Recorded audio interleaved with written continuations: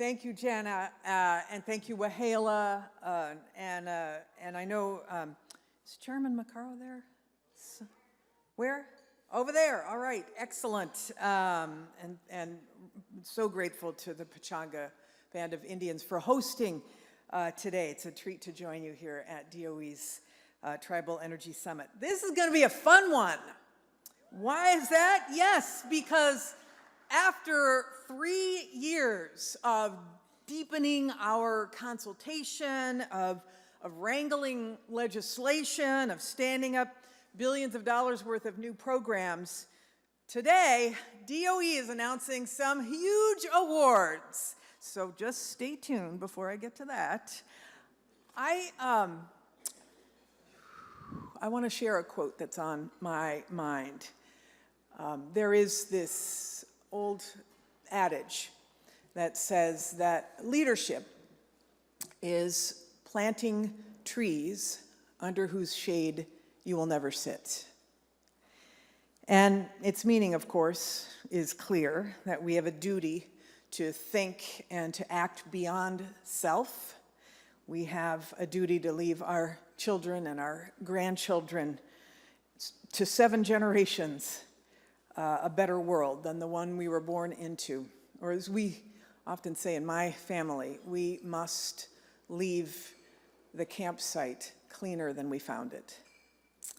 And I was thinking about this yesterday evening because I had the opportunity to join Chairman Macaro for a visit to Pechanga Reservation's great oak tree. For those of you who don't know, if you're familiar, it's just this amazing tree, which is indigenous to this area. It's 1,500 years old. And it's one of the oldest living oak trees in the United States. And it is massive. Its trunk is 25 feet around. It stands almost 100 feet tall. But the cool thing about it is that because it's been there so long, its branches come down and touch the ground and have grown into the ground. So it's like standing underneath this massive, incredible umbrella as you visit the tree. And it's as though the tree is like an old grandmother whose arms are reaching down to embrace all who gather beneath her. And even now, the chairman was telling me that the tree produces the acorns that sustained the Pechanga people for thousands of years. And even today, the Pechanga people dig up the saplings from those acorns that sprout under the tree and may replant them across the reservation so that one day their descendants can sit in their shade. And this tree made me sort of reflect upon the work that we're doing at DOE, and that those in this room are doing. This multi-generational mindset is really at the heart of the President's clean energy agenda and strategy. It's the legacy we hope we will leave, because we are, right now, the projects we're investing in are like saplings that we're planting across the country, saplings that we hope will grow into mighty oaks that'll bear endless fruit for their caretakers in the form of good jobs and economic growth and a future where we once again live in harmony with the earth instead of polluting her, instead of polluting our shared home. So together, we have got a lot to be proud of.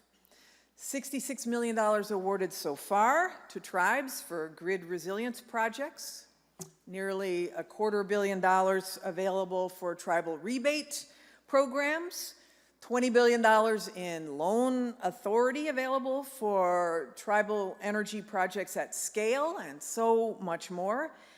And these accomplishments are built from your guidance, your ideas.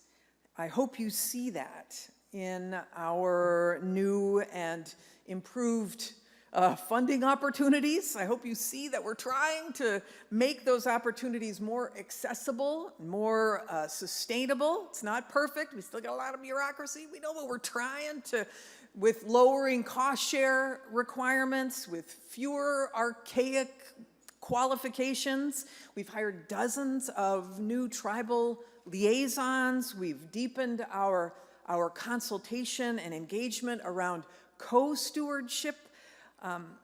And we do those things not just because they are the right thing to do, and they are, but because they're the only way to make sure the clean energy transition succeeds.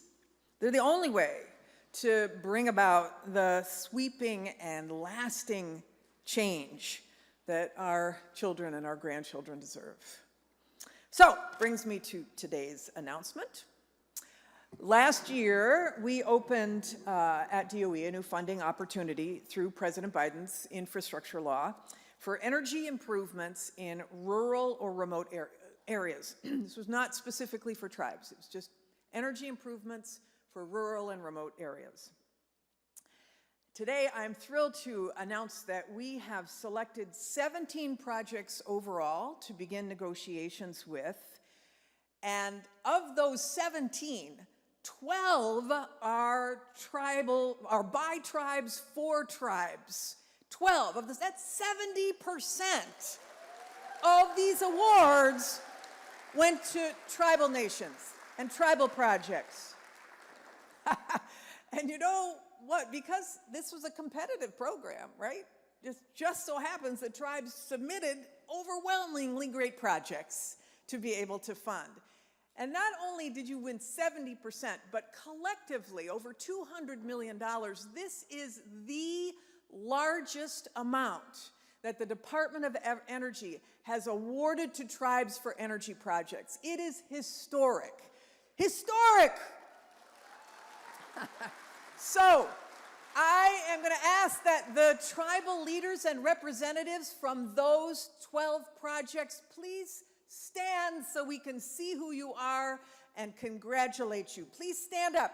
If you are from one of those projects, woo!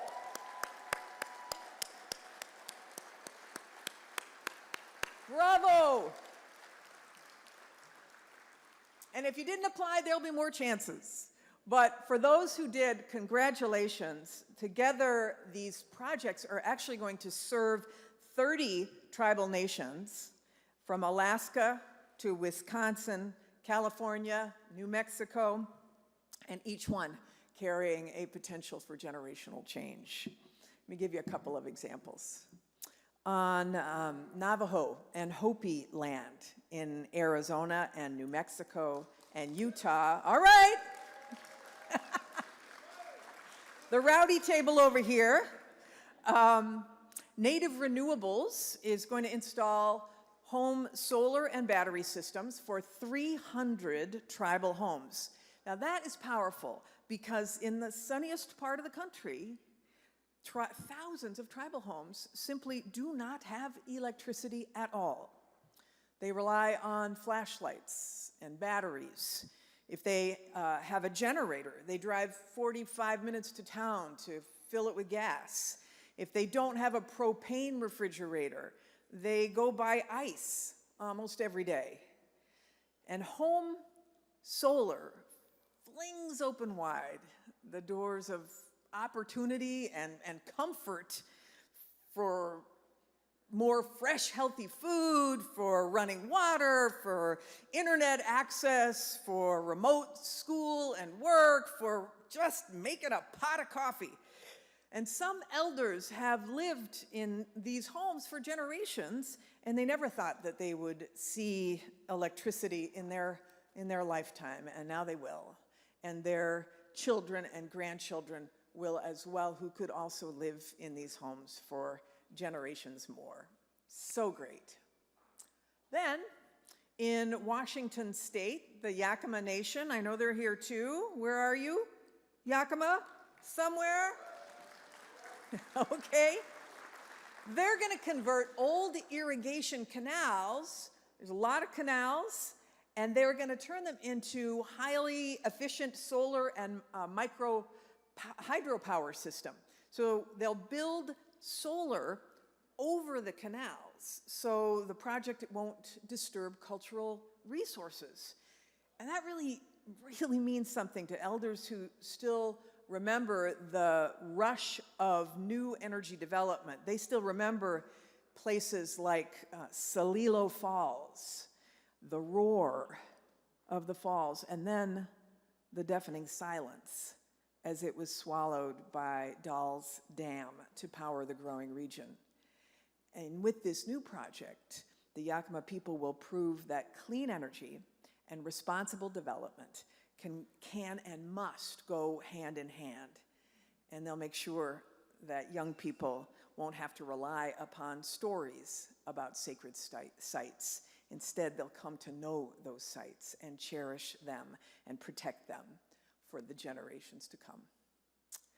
And then, in 11 Alaska Native villages in the Northwest Arctic, they'll install solar microgrids and battery storage and heat pumps.